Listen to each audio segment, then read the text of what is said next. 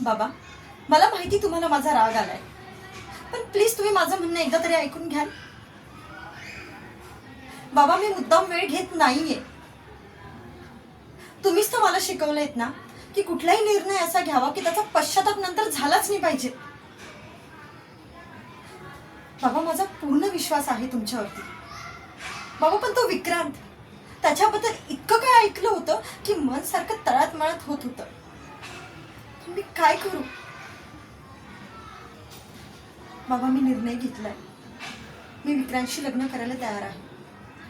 नाही, असं बघू नका तुम्ही माझ्याकडे. मी खरंच विक्रांत सोबत लग्न करायला तयार आहे, अगदी मनापासून. आणि त्याही कुठल्याही अटीशिवाय. आणि बाबा, तुम्हीच तर मला शिकवलंयत ना की कुठल्याही अटीवरती नातं बनत नाही, आणि ते बनलं जरी तरी ते फार काळ टिकतही नाही. तुम्ही आपला होकार कळवून द्या बाबा. मी लग्नाला तयार आहे. येस बाबा, आता तुमची मोहिनी फक्त तुमच्यापासून.